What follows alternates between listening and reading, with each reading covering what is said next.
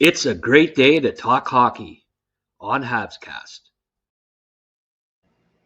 Sunday morning, Grant McCagg here with Rick Springhetti, my old pal. It's a great day to talk hockey when the Habs win a game, right, Rick? Absolutely, Greg. You have very hard fought win, but a win nonetheless. Yeah. So how'd it go watching the game up at the shack with the Oh, Ladybugs picnic there? yeah, I got a little bit of an infestation, but we put the TV outside around a fireplace and watched what I affectionately like to call Chateau Springhetti, old piece of land we have up in the woods a little bit. But it was a game that it was so close to have been a blowout almost because in some ways Montreal, I think, were kind of doing well. They just couldn't put the puck in the net. And I think the issue was really, to me, even though they scored 2 goals on the power play, uh, with the amount of power play time they had, I was concerned over the fact that by the end of the second period, they only had 19 shots on net, which is not a Yes. good thing. That was concerning a little bit for me. At the same time, a little bit of credit to Chicago. I think it was a season opener. The guys were very excited and pumped. They did well blocking the middle lane defensively. Like they were trying to, I think, as much as possible to keep Montreal on the side and doing a fairly good shot at it. So it was hard for Montreal to get shots through. That's why they were holding on to the puck so long, but not really doing much in terms of opportunities to score. Grant, that was the first thing to me that stood out. Yeah. Well, I agree completely about the 19 shots. I looked at that. The Canadians had 11 power plays in the first two periods Yep. and 19 shots on goal. That's not good enough. Um, what I Oliver Kapanen played 15 minutes on the power play in the preseason. He had scored in 3 consecutive games, and they had 11 power plays in a 25-minute period, and he did not see a second on that power play. The second power play has yet to score a goal. Kirby Dach was on for 5+ minutes on the power play, and no shots, no nothing. Um, I personally thought that they should, like, Kapanen's the hot hand. Been sitting. He's cold. He didn't have. He had 2 shifts between. I don't know, the 10-minute mark and the 15-minute mark of the second period. Yeah. What did you like? I thought that they should have given him at least a couple of looks on the power play, given that he played on the power play so much in the preseason. Yeah, he has chemistry with his line mates that Well, do that play. too. Yeah, I mean, Demidov. He does have chemistry with Demidov, so that would have been something to explore a little more. I think he does do well finding openings, and Chicago wasn't giving you much opening. So why not put a guy that could take advantage of yeah, little areas in the slot that could work out. And it's not to say Doc has played bad hockey either. He's played well, in my opinion, better than last year. I'm seeing good signs from him. But the problem always is the same thing. He doesn't quite have the instincts to get clever or to move the puck in a way that creates openings. So you're kind of wondering that maybe his job is not to be on the power play, or if he's on the power play, maybe have him down low, but not trying to be the one to create stuff. I think, you're right about that. I think Kapanen could have given the team another look. You saw that nothing was working. It's not like then they didn't have much power play time and you didn't work out. So you go, well, we'll give them a few opportunities. But after 5, 6 of them where nothing much goes on in terms of dangerous shots, yeah, I would have used Kapanen, who, again, is clever. He's really good at sneaking into little areas. And I think that would have also given Demidov a little bit of room because Demidov held on to the puck a long time, but it was always on the boards. It was always in the corners, and he wasn't finding anybody that he could move the puck to. So he was always getting it back to the point man, and it was just circulating too far away for anything to happen against, especially against a good young goaltender like Carter Hart, right? He was yeah, seeing those pucks coming, and they were getting blocked. I think Chicago had quite a few blocked shots, if I recall, statistically speaking, because they were just almost collapsing around Spencer Knight. So yeah, I agree. I think it was an opportunity to use Oliver Kapanen in my opinion. yeah. Okay, well, good, because Liam thought, the exact opposite, and we had quite a conversation last night Oh, really? Eh? over a couple of beers. Live Saturday night. It got pretty animated, but I just, I mean, I get his points that okay, this is your two power play units. You don't want to mess with it. You want them to get going, but it was special circumstances with 11 power plays in 25 Yeah, minutes. I've never seen that in my life. yeah, And you've got a kid who's really, he's finding chemistry with Demidov. He played 15 minutes on the power play in preseason, so it's not like he didn't have any experience with this group, with yeah. Demidov. He played 15 minutes with Demidov on the power play in preseason, or well, maybe one of those games it wasn't with Demidov, but I think it was. And he, Doc, I agree. I don't see him being a great play creator. And I mean, you've got Dobson, Demidov, and Laine out there. They should be, they should have been getting more shots on net. And, the center should be the one that's creating some of those opportunities, but it hasn't looked good so far. And, Liam was suggesting that you wait 10 games, but I mean, that was like 5 games worth of power play last night in one. Yeah, As far as I'm concerned, they're already up to 7 games. that's a good way of looking at it. Yeah, and it's happened in the past where Marty St. Louis maybe hasn't played a player as much, and last year was sometimes Xhekaj got the brunt of it, where at the end of the game he wasn't seeing that many minutes, and then he could always justify it, say, it's for today. This wasn't working today. And then at the end of the game, you kind of make sure, because I understand the idea of being a veteran and Kirby Doc coming from some really trying times and trying hard to get better. And you just say it at the post-game conference, hey, listen, it wasn't working tonight. I'm trying something a little different for tonight, but we're going to get back to it and we're going to try again. And maybe it's going to come back later and give an extra chance, but maybe the next game. Not this one was, again, like you said, after 4, 5, 6 opportunities for 1 or 2 power plays, try a little something different. Make sure that the player publicly is that if it's Doc that's taken out, to praise the guy, say, he's generally done well. We're really happy with his game, but we want to try something different tonight. Chicago was playing a certain strategy that I felt Kapanen could work through. It really pumped the guy up and still come back to it again later. Nothing wrong with that. Yeah, for sure. And Liam mentioned that, well, Kapanen's only 22, blah blah blah, but there's a 21-year-old and a 19-year-old on the power play units, right? So I don't know about that argument. I didn't get to say that last night, so I'm throwing it in there today. But anyway, we talked about it quite a bit last night, and I just Liam's got a coaching background, and so does Blaine. So they stick up for the coach, and I sometimes can be a little more opinionated when it comes to. Yeah, I know I'm not Marty St. Louis, and I'll never be as smart as he is when it comes to hockey. But I just once in a while, that's almost like the Claude Julien school of where you don't make any changes and you just keep it the same, even when it's not working. And sometimes I think you just got to try a different look.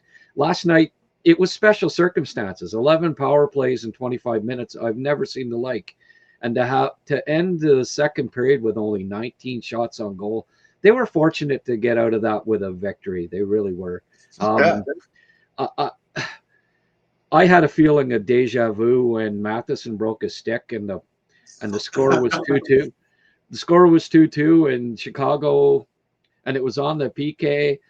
And those guys were out there for about 2.5 minutes. I thought, oh, here we go again. They're going to lose because of a broken stick again, and they were lucky to get out of that. I was wondering why Evans never passed a stick back to Matheson there. Like that's the golden rule of defenseman breaks a stick, you hand him yours, right? Is it a righty lefty thing? You think maybe is it a righty lefty? Maybe it is, but as Liam said last night, and you hand it to him anyways, right? Yeah. You're still like the defenseman can still deflect the puck, whether is the Yeah. curve, whether the curves backwards or not, right? You're not Right. his job there isn't stick handling and You just got shooting. to get the hell out of there. It's deflecting pucks away and getting them out of the zone and the whole works, right? Is Right. Anderson the right shot? I think so, eh? Oh, that's a good question. I can't remember. Plays right wing. I think he I think is. he's a left shot, to be honest with you, but Oh, I maybe don't remember. because if he is, then maybe it should have been him that passed him a stick. And they're similar Right. size to Matheson, but either way, and Matheson was holding his hand out there, like stick please, Somebody. stick please. It wasn't happening, and then he had to run around. He went up to the blue line. I thought he did a wonderful, masterful job of Right. defending without a stick, and it was a Oh, fantastic. major reason why they didn't allow a goal there. And once again, Matheson and Dobson, I thought were very solid. Oh yeah, they're really good in their own zone. I mean, Dobson is really. I think he gets a bad rap because they look at his size and they wish he was more physically aggressive, but it's not his game. But he's in the way a lot. He's really in the way a lot. He blocked a heck of a hard shot at one point too. That I thought, oh, I hope there's no damage there because it looked really nasty. I believe in the midway through the third period, it had me a little concerned there. The decor, I think, complements each other really, really well. I think they got something good going there. I wonder though if Xhekaj's penalty, which on Dak there around the crease, what Marty taught of that, but generally he's been good. Yeah, What happened is that there was that scrum there where after Guhle gave that nice clean hit that Chicago reacted strongly to. There was a fight and a few little scraps, and I think Jack, I felt he had to do something at this point right, because right. it's his game, and sometimes you push a little hard. But no, I think as a whole, the decor's been really good. They complement each other. They work off each other well. They play kind of differently. Was fun to see Goulet really step up and have the strong game that he did too. He Mm. uh, he kind of was a little under the radar since in the first two games of the year, and he really came back strong. Goulet played a very, very good game to me last night. Yeah.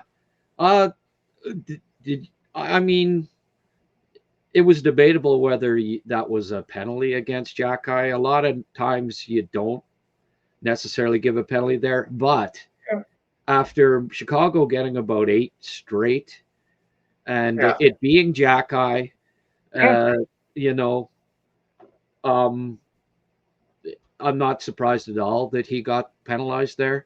And no, those are the types of penalties that Marty sent him to the minors 2 years ago for in the first yeah, place.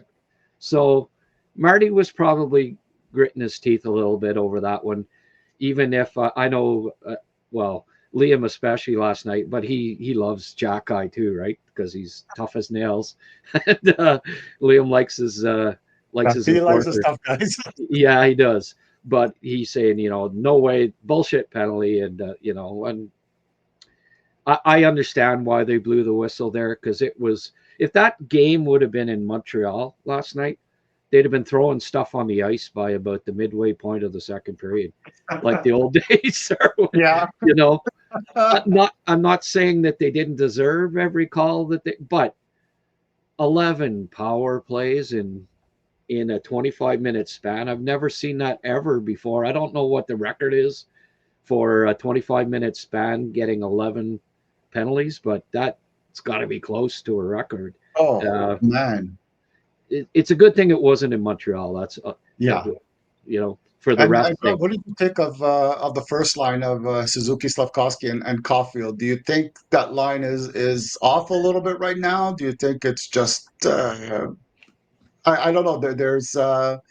They seem to have a little bit more trouble than last year gaining the blue line. I find since the start of the season that the zone entries hasn't been as clean as I remember them being last year, but. Once they get into the zone, they're making good plays. I think it's just the fact that the puck is not going in the net, but it will soon enough, I believe. And they're getting goals from Slafkovsky, right? We said it was important for him to have a good start of the season. Grant, what do you think of Slafkovsky this year? His beginning of the year. Well, they ended up giving that goal to Guhle. So he has one goal. Yeah. But I mean, I thought he tipped it, but I guess he didn't. If he had scored that goal, I think he was in the right spot and causing havoc, and it's the main reason why it went in the net. He didn't get a point on that goal, but he definitely was a major contributor. If they'd have given him the goal, that would be 2 goals in 3 games, and last year it took him 19 to get his first 2 goals. So, let's hope it's not another 16 before he gets goal number 2 officially. But I think Sla's been very good so far. Suzuki had 3 points last night, so really, he's quietly scoring, right? Yeah, Wow. Caulfield a goal and an assist. I got this right after the game. They got Slav with the goal, but they changed it to Guhle. 2 more points for Zach Bolduc. He's up to he's on a 3-game goal scoring streak to start his career in Montreal. I don't know how many Habs have scored a goal in each of their first 3 games with the Canadians. I'm going to guess that it hasn't been very many, and I'm sure there'll be a stat that comes out at some point today about that. I don't know if you saw anything, but it's not often that somebody scores goals in their first 3 games with a club, let alone the storied Montreal Canadiens. So, what have you thought of Bolduc's play so far? Oh, I love. I felt like when we were watching him in junior, I thought he had a lot of skill. I thought he played with a tad more finesse when he was a junior player, and he adapted to what he needs to do in the NHL, which is wonderful. That's fantastic. When a player is willing to adapt his game, you know that he's a serious athlete who wants to get better. He's pushing the pace. He's getting there. He's fighting for position, and that to me is the thing: is that he gets into the right position, stick well, ready for the shot. He understands what's the play because he always had that intelligence. He was always a very smart guy, and he always had that great shot, and he's using it. And that's the difference. A lot of guys have a really good shot, and they think that they could score from the corners or from just inside the blue line. And I think Bolduc quickly understood that you got to get closer than that in the NHL, and he's willing to do it. He's been fantastic, and I guess we learned and we were reminded once again that training camp doesn't really mean a heck of a lot much because we didn't hear much from Bolduc at camp, and we were worried. Bolduc and Dobson both, and ever since the real game started, they've been mint. It's funny, like he has 3 goals, but he hasn't. Just about all of his goals were on the power play in the bumper spot last year, and this year he's been misfiring from that when he gets the puck there. None of the 3 goals were from from a great shot in the bumper spot like last year. But wait till that starts clicking for him. Right? Yeah. So,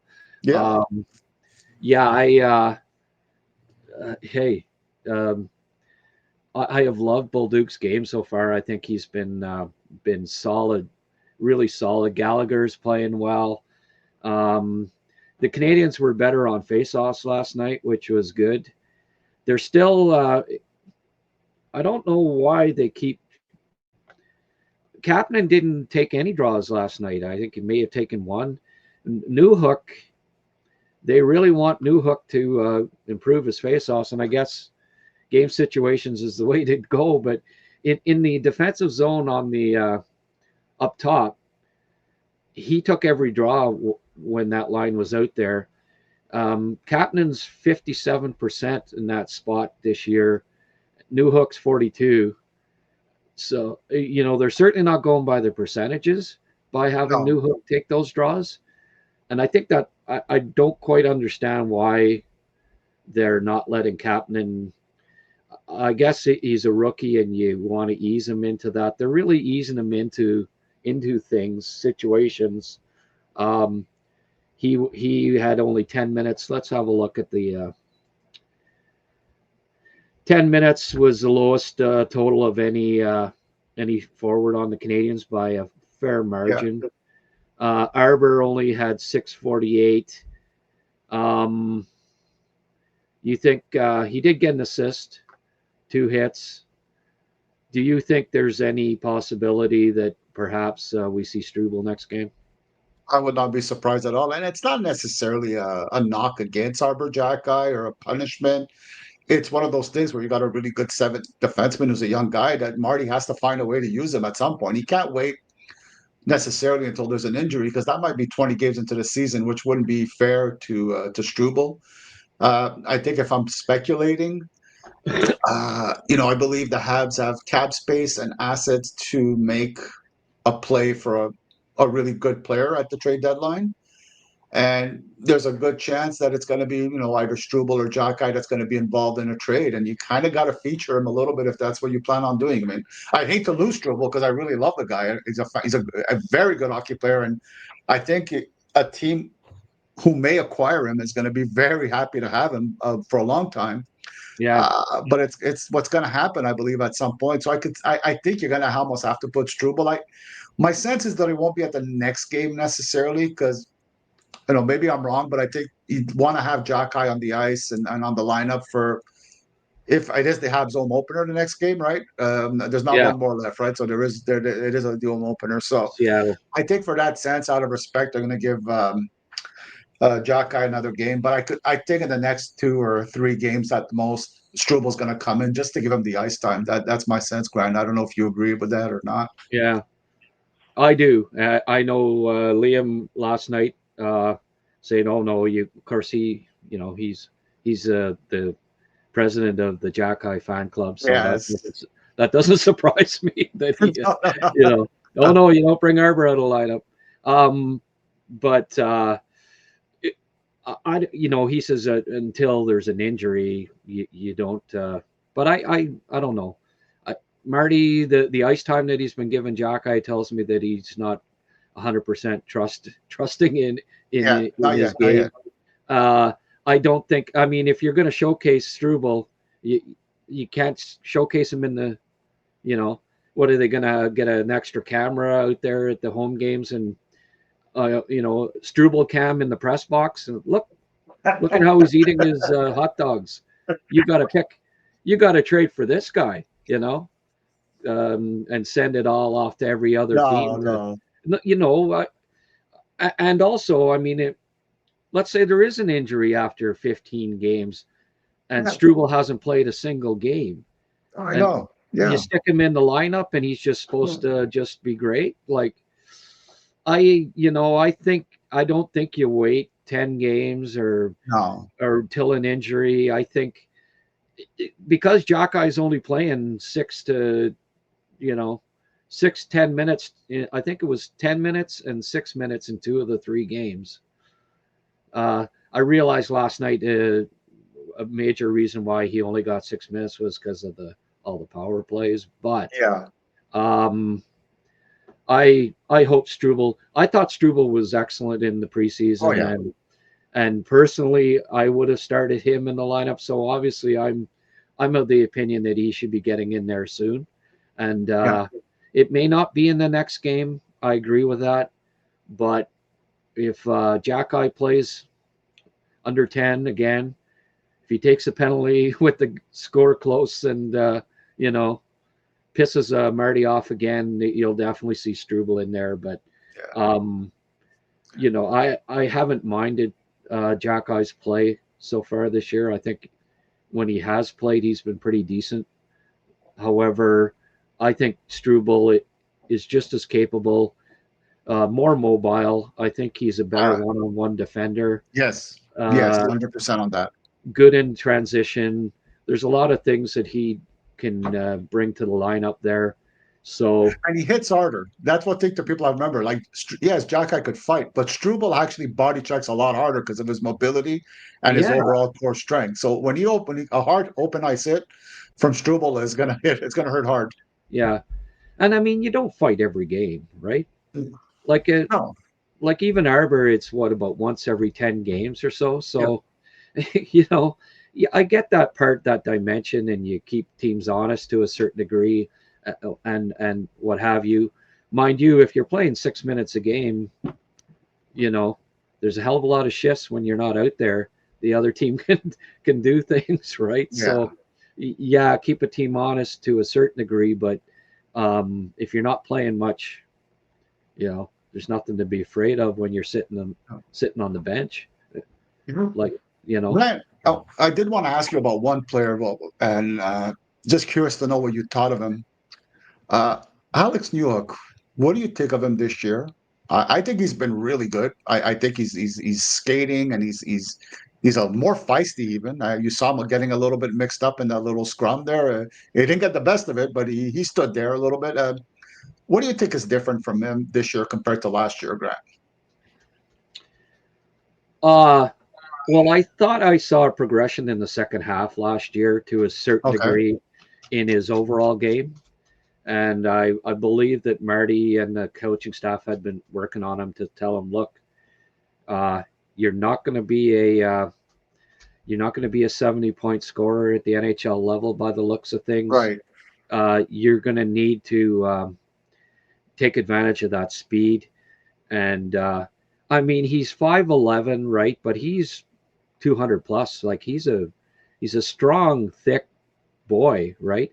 We saw one play along the boards there that I really liked when he got the puck and he outmuscled and made a like a power forward type play along the boards that led to a good chance. He's strong enough to you know, and I think he's starting to take advantage of that.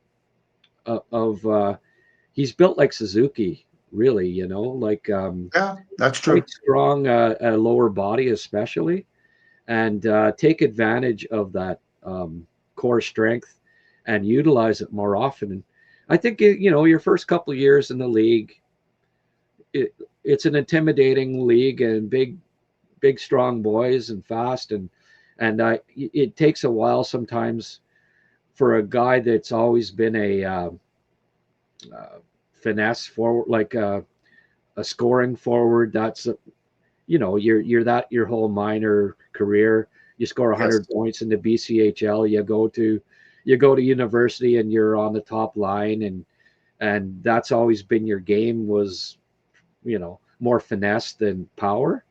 Uh, he's figuring that out, and I think the coaching staff deserves some credit for that in you know getting it through to him that, hey, we need a more well-rounded game from you. We want you to become a penalty killer, uh, energy guy, hard on the forecheck, and you develop those things, and more offense will come from it too, right? The harder you work, the more chances that you get, especially when you can skate like Newhook can. Oh yeah. Uh, there are things elements that he can bring that will help him. It's not going to be pretty points that he gets all the time. He's not, his vision isn't elite. I don't think he's an elite goal scorer. Like, he's not a sniper per se. So, uh, get a little grittier, and we're seeing that from him. We, he's not, he's obviously not as big as Anderson, but we saw Anderson transform his game last year to a certain degree, and I think Right on. one of Marty's offseason goals was to try to, okay, next project in that regard is Alex Newhook. Yeah. Yeah, I think so. I really like what you're saying there. I agree. And good for the player to embrace that role and to try to be better doing that. And there's a confidence that's slowly developing, a little bit more taking the game to the opponent. And it is a good point too. You said about him doing better at the end of last year. The start of the season really affected him a lot, I think. But at the end of the year, we started seeing signs of him just using his skating ability to force defensemen to back off a little bit, give the team a little bit more space, give himself a little bit more space, and we're seeing a much better version of Alex Newhook than we've seen in a long time with the Montreal Canadiens, in my opinion. Yeah, good stuff. Let's have a little shout out to our sponsor, Bonashare Caves. Last weekend that they're open, folks. So you today and tomorrow, you want to go to take the kids out, or you don't even need kids. I mean, I went when I was like 10 years ago and loved it. I felt like a kid when I went to Bonashare Caves. The leaves are beautiful up in the Ottawa Valley right now. It's only an hour from Ottawa. A private family-owned business run by hockey fans. 613-628-2283. Last weekend they're open. They close for the winter. So if you see this and you want something to do over either later today or tomorrow, check out Bonashare Caves. You will not be disappointed. For sure. Beautiful spot. So let's just have another quick look at the stats here, brought to you by Bonashare Caves. Who led the team in hits? Guhle had 3, a couple each for Arbor and Bolduc. Bolduc's been playing a physical game, which is nice to see. 3, it was nice for Laine to get his first point. 3 more giveaways, though. Haven't seen a pile of I don't know. What are your thoughts on Laine so far? Do you think that I'm a little surprised that they're still negotiating contracts. Typically, if a deal's not done by the start of the regular season, you wait until the off season. During the season, you don't see a lot of contract negotiations, and I think it might be affecting Laine a bit. I mean, he hasn't been terrible, but I don't think we've seen the best of Laine Hutson the first 3 games of the season. I think it's affecting him, and I don't know. Like, I think the Canadiens dropped the ball in giving him a low offer to start. It insulted the Hutson crew, I believe, and there was no talks for like a month. Like, they gave him one offer and it was low. They didn't like the fact that, come on, I get the dickering thing, but start with a fair offer, because I don't think the Hutson agent, like the agents were asking for the world. But when you start off, I don't know, 6-7 million, it's going to be 8+ and more likely to be 9 or 10 that he's going to sign with, given, the Luke Hughes deal, the Kaprizov deal. Now, I think those deals being signed only ups what they're going to have to pay Laine now. And if they'd have just started with a fair offer to begin with, he'd have signed, it probably would have been 8.5 or 9 million. Everybody be happy, 8 years. And now you hear that, we'll sign for 6. And I don't blame their side for that too, because the salary cap is going to be almost double at that point. And Hutson will be probably fetching 15 million plus in 6 years. So you say, okay, we'll sign for 6, but then you're going to have to sign me 15 million plus at that point, and which would give him an extra, over 2 years, probably give him an extra $15 million, right? Mm-hmm. As opposed to signing 8 years at 9 or whatever it ends up being. But I just think that Kent Hughes has been great. I mean, as a former agent, I think every deal that he's signed up until now, he's been very good in negotiating, and I have absolutely no issues with any contract that he has negotiated up until now. I think they may have erred, maybe thinking, well, Laine will take. We have such a great young core here. Laine's such an easygoing guy. He loves it here. He'll sign for, he'll take a hometown discount type thing, uh, um, because of that. And I think they miscalculated. I hope, like they've changed agents already. And Yeah, again, it's a senior representative of the firm now that's yeah, overseeing the this discussion.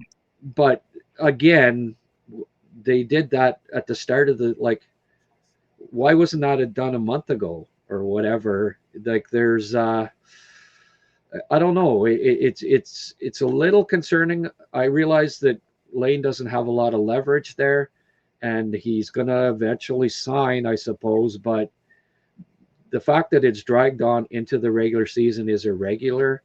Obviously, the Canadians want to sign him. They wanted to sign him in the off season, but they didn't.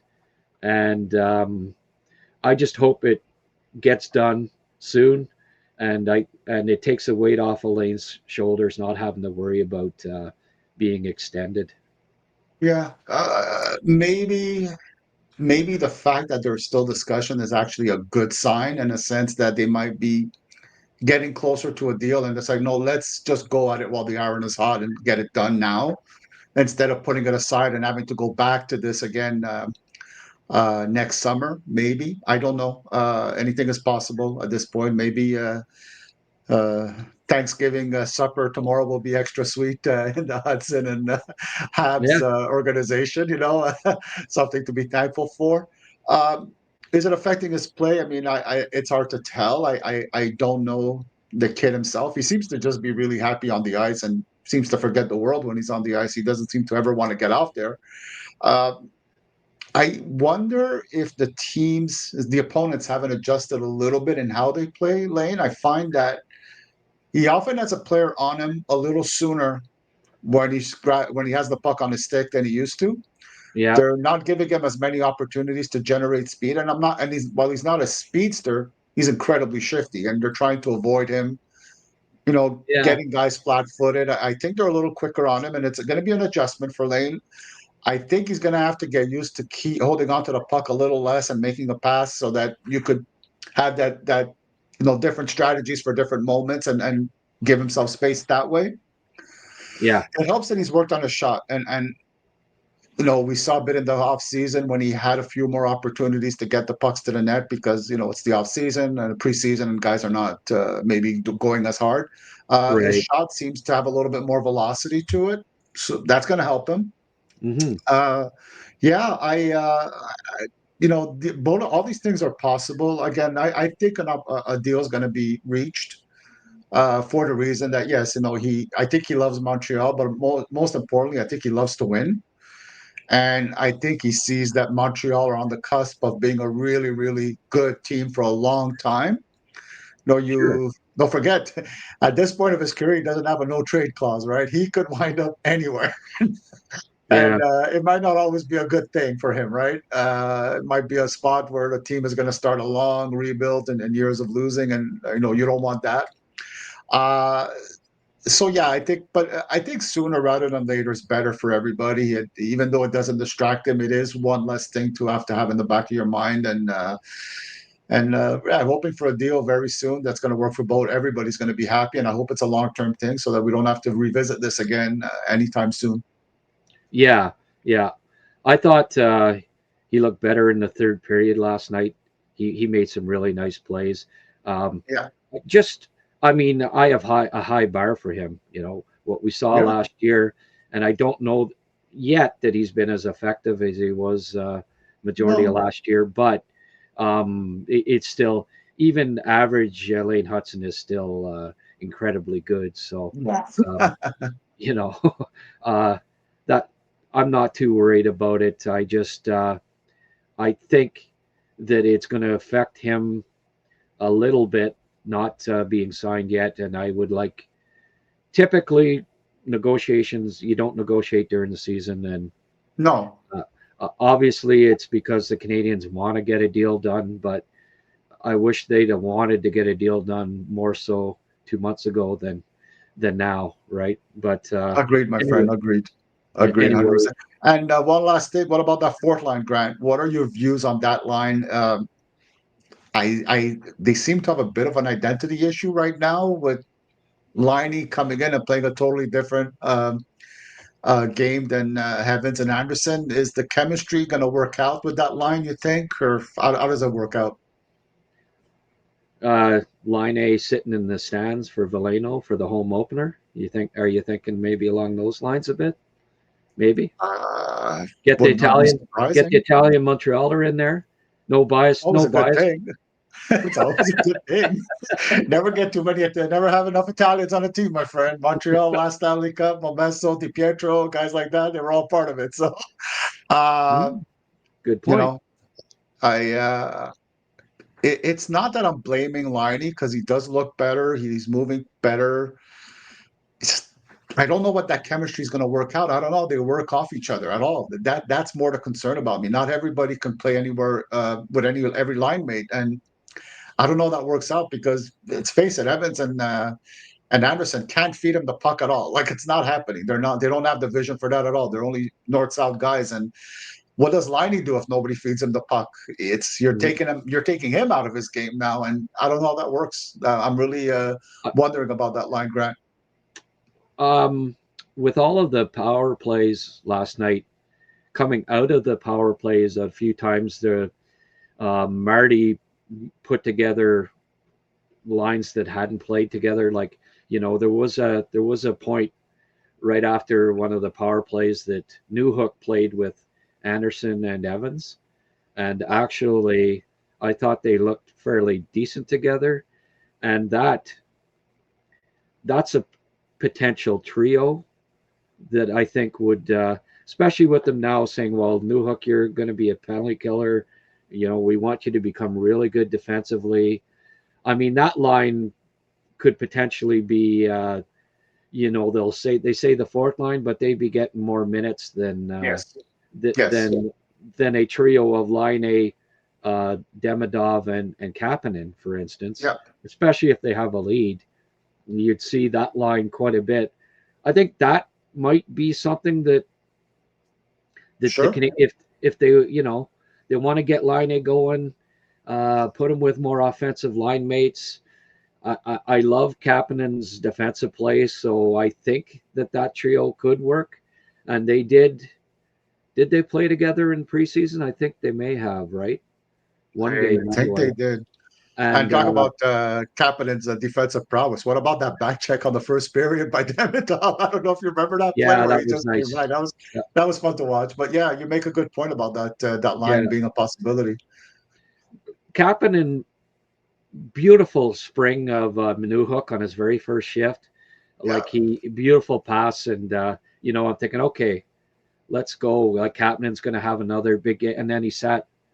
He had two shifts in the next 20 minutes, and that it was partly frustrating that somebody that's playing so well, no, we got to sit him for Kirby Doc, who never scored more than 71 points in junior, has never scored 40 plus points in the NHL, but he was a top three pick, and they got to keep trying to make him into an offensive player.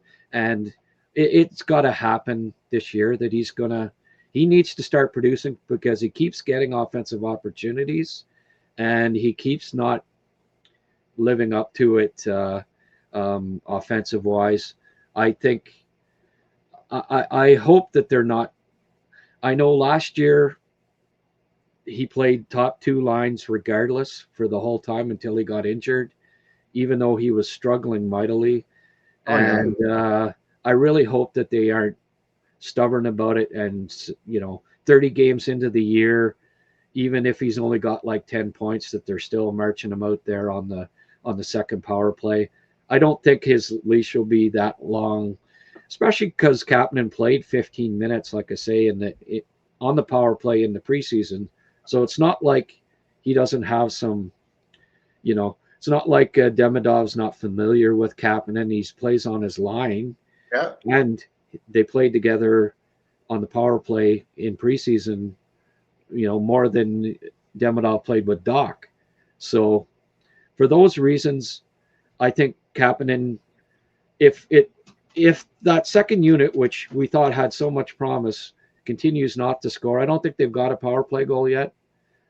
You're right. They got 2 last night, but it was Caulfield and Caulfield, Suzuki, and Bolduc, or and Slav got one the game before, but the second unit has yet to score. You're right.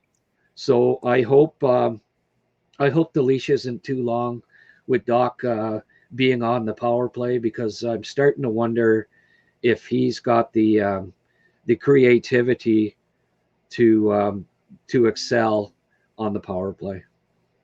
I think Kapanen could either help a line or not hurt it. Like, that's the way I see it, right? Right.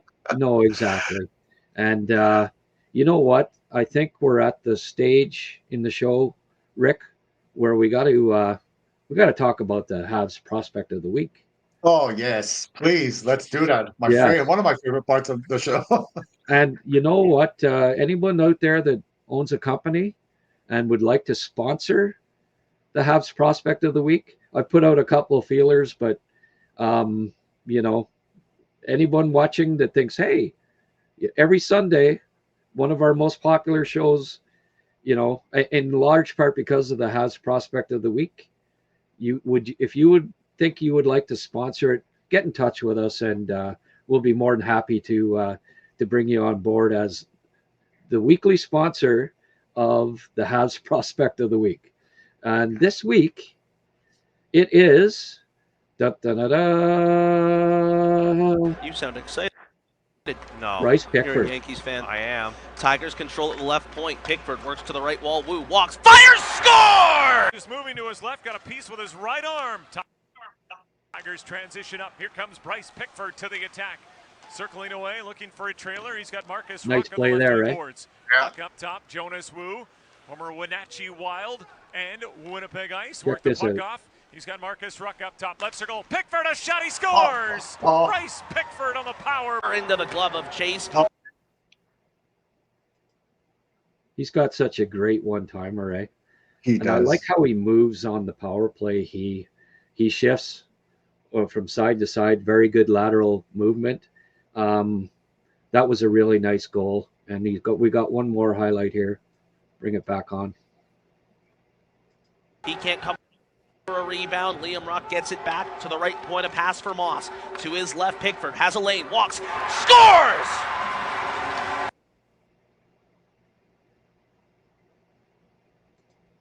Fantastic. He picks the corner. His shot is he's got a great release. It's got a lot of velocity, but the accuracy of his shot, he's a sniper, like a defensive sniper. He could have helped the Habs power play, the second unit last night. I know Dobson. One thing that stood out to me, Grant, when you show these great plays is and you really found some really good examples there, is that he really has a capacity of corralling awkward passes or passes that are not totally on the stick without really slowing down too much. He barely slowed down at all, continued moving, got control of the puck really quickly. You think that sometimes guys have to kind of slow down, keep their heads down. He didn't do either of those things. He got the puck, controlled it, could keep his feet moving. And then that awareness on the zone entry, right? He guns in, there's a guy on him right away. Perfect pass under pressure. Yeah. Wow. That's how you score goals in the NHL, right? Zone entries, quick transition, forcing mistakes. And that's what he was doing right there. So great choice for the Habs prospect of the week. And thank you for those plays. Really awesome. And you do so much stuff on our Patreon. Just some amazing clips that Habs fans will absolutely love to watch. So sign up to our Patreon, folks. It's worth it. You get a lot of great content. Grant puts a ton of stuff out there. He's definitely not taking it easy this year so far. He started coming out strong for HabsCast there. And listen, if you like this episode, please hit subscribe. Every bit helps. This is all free content. So the more likes, the more subscribers, the more it kicks in the algorithm and these shows become more popular. I make a little bit of money from YouTube off of these shows, but every like and every subscription, it helps kick in the algorithm, and this becomes a next up suggested video on YouTube, and it becomes more popular, and we get more viewers, and I make a few bucks, and I might even give some to Rick if he keeps doing such a stand-up job. But Pickford has 6 goals in 8 games. He's tied for 6th in goal scoring in the Western Hockey League, which, if he wasn't a defenseman, wouldn't be that noteworthy, but he's a defenseman. 6 goals in 8 games. He's on pace for 35 to 40 goals. Incredible. Not bad. Incredible. The next best defenseman has 4, and he's also, but he's not just doing it with goals. He's got 9 points, which is top 20 in scoring, 6 goals, 3 assists, and he's plus 11, which is 4th best in the WHL. So phenomenal. He's doing it all. He's wearing the C medicine hat. I wish that they would have. It's too bad that Lidstrom and McKenna both flew the coop, because that team would have won. I think would have been prohibitive Memorial Cup favorites this year. Oh yeah. And that's such a good experience. It's disappointing for junior hockey that, is it really better playing college hockey than to go all the way to the Memorial Cup, win your league in junior hockey, win the Memorial Cup? That's such a great experience and develops your game too. It's disappointing that so many good drafted junior players and undrafted, in McKenna's case, obviously, decided that, to forego another year of junior and move on to college hockey. I get it in a sense that it's thought to be a step up in level, but the experience of going all the way in the WHL playoffs or OHL playoffs or Q playoffs, winning a league title, winning Memorial Cup, it's something you only experience once. And it's, the odds that the teams that they went to winning the NCAA championship, Penn State, are a lot less than the odds would have been if Lindstrom and McKenna had stayed in Medicine Hat. Yeah. I think that they were, really good odds that they would win their league and win the Memorial Cup. So little disappointed about that, but Pickford picks up the slack, wearing the C. Medicine Hat's still a powerhouse, and maybe they win the Memorial Cup anyways, even without those guys. Oh man, he was so good. I thought he was a good prospect last year, but he really rose up, I think, during the playoffs and the Memorial Cup, where he took his game to another level already. And he was dominant there at defense. And you're right. I think you're spot on. And, I almost, especially Lidstrom, I think a little bit more just because he didn't play much last year, or if at all. Yeah. And, it would have been nice to stay and just get some puck touches and make plays and do stuff. Would have helped him out. His puck handling, is controlling the game. But they made their decision. But you're right on. I thought it would have been nice if they would have stayed in Medicine Hat. And again, I think Bryce Pickford will pick up the slack there. Yeah, there you go. We've got Moldenhauer. Nick Moldenhauer could pass across for Haig coming in. Backhand, he scores! What a start for me! Valentini once more.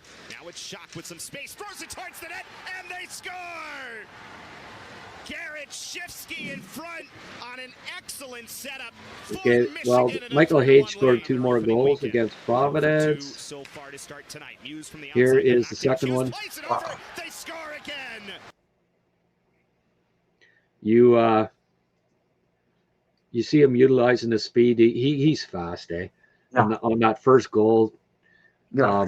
One of the fastest players in college hockey. Love his skating speed, and his one-timer. Obviously, on that second goal, you can see he's got a great shot too. So, speed and shot, stick handling ability. The offensive tools are there for him to be a top 6 forward. Whether it's at center or not will be, that's debatable, but that's fine too. If he ends up being a second line winger, that's the Canadians have a hole there right now, you could say. And great start to the season for Xhekaj. I know, the week before I said, well, I'd like to see him do it against a better team. Well, Providence was ranked higher. I think they were 7th ranked, and Michigan was 8th or 9th going into this, and Michigan swept them. And Xhekaj had a 2-goal game against Providence, so continues to impress, and he's top 5, I believe, in college scoring. So good start to the year for Michael Xhekaj. Right, as his shot got noticeably better, because I don't remember him having such a hard shot in the past, like in the USHL even. I thought he was much more of a finesse player, but more of a stick handler. But that one-timer seems a lot better than it was just 2 years ago to me. Yeah, well, he's always had a decent one-timer, but I think it's gotten better. His whole game has gotten better. He's gotten stronger, so I think he's got maybe a little more velocity on it as he's gotten stronger, right? But we also here's a collage of goals here. Since it's a different language, this is Eriksson. He had 2 goals and an assist in another game and could easily have been player of the week again. But I thought I'd give it to somebody else and not let Eriksson hog the spotlight all the time here. But check this shot out, Rick. Oh, nice, eh? You'll see it here, just in and out. He picked the short side and then the empty netter. But he's top 3 in scoring in the SHL, which is amazing. Very impressive. Here's Joshua Waugh's goal the other night. Wasn't many highlights. Did you happen to catch any of this one? No, I did not manage to catch any of that game. I heard it was very, nothing great in that game. But I don't think we missed too much, put it that way. No. But good follow-up by Roy. And here's LJ Mooney. He had a couple more points. LJ's playing well. I like him. I like his passing here. Nice play there. Really good. Really impressive. Yeah, and then he won it for Minnesota in the shootout, and this is a nice move. Oh, nice. I haven't seen that too often. No, and against Boston College, so good goalie. Boom. Sweet move. So sorry about that. That was Atos Koivu. Hey, another one there. Yeah, and again at this level, right? I like how he's. We saw that great goal he scored last week, where he used his size and hit the guy, right? Yeah, battering ram. Yeah, well, on this one he goes to the net and takes the hit. So I'm liking how he's improved it. Like he's gotten stronger, obviously, but nice play by him, at the net front to go get his nose dirty, right? That was one of the things in his draft year that I wasn't sure about, just how much grit he had in his game, because his old man, for his size, was all grit. all grit, right? All grit, man. And All grit. I think we're seeing that he's figuring that part out, and Good. he's really rounding out his game. And I've been really impressed by Koivu to start the year, and I think the Canadians, in both him and Xhekaj, have two legitimate top 9 prospects, future prospects. I mean, you only have, I don't know how you can fit 12 players into 9 spots, but the Canadians are going to have to figure that all out. And problem to have.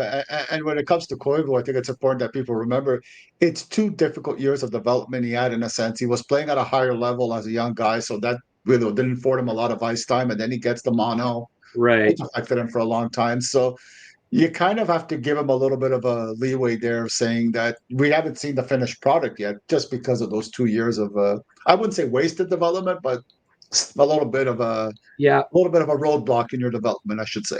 Yeah, and I'll just mention Papanicus. Spoke to his coach like 3 weeks ago, and he thought he might be back on the October last weekend. But and I thought that was wishful thinking. Like, typically you're out at least a month when you get mono, because it just drains you. You lose strength, right? And he wasn't back last weekend, not back this weekend. I asked the coach last Friday, are you expecting him back this weekend? He said no, but he's close. So I suspect, they just wanted to give him one more weekend, get some Thanksgiving turkey, and build up his strength this weekend. Yeah, he's got that 6'4" frame, has a lot of room for turkey in there. A lot of room for turkey in there. So get a little cranberry sauce crammed in there, and no use rushing back from mono. You got to. And you don't want, obviously, you don't want that around the team either. So no. Yeah. So one more week, but I suspect next weekend we'll see Papanicus, and Kelowna is starting to get some pieces back. Bolduc got sent back from camp, and I noticed he's the top 20 in scoring. I figured he would adjust well. He's a pretty good prospect. Guhle back, didn't play. He just got sent back. So, and I think he's kind of nursing a little injury right now too. But really? Next week, Guhle, Papanicus and Guhle to the lineup, and Kelowna start to get rolling as the future hosts of the Memorial Cup this upcoming spring. So awesome. They'll start rolling, and I think the coach, I mean, he's not going to say, oh yeah, we're going to make a bunch more trades, but typically the team that's hosting the Memorial Cup keeps loading up, right? And you'll see them get a couple more players before the WHL trade deadline, and be in that mix to have a good playoff run, because you don't like to have to sit 2 or 3 rounds to play. Even though, St. John was it? Gardner McDougall came in and they lost in the first round and then end up winning the Memorial Cup. Yeah. There are some outliers. It's happened a couple of times, but typically that's not the route that you want to want to pursue. Absolutely, Grant.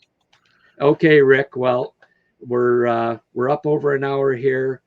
I think that's it for this episode. We did a little differently this time. I thought I'd try hosting and see how it went, and I guess it went okay. I enjoyed it. I had a great time. Yeah, good. Well, listen, see you again next Sunday. Maybe you get rid of the ladybugs and you're up at the shack maybe next Saturday night. If if you can join us after the game, that'd be great too. Sure. Certainly would like to see you post game, because we're going to be doing a bunch of those, as many of the games as possible. Would love to have you come and join us in the future with those too. Okay, Rick? Would love to. Thank you. I would absolutely love to. I always have a great time, Grant, and I really appreciate it very much.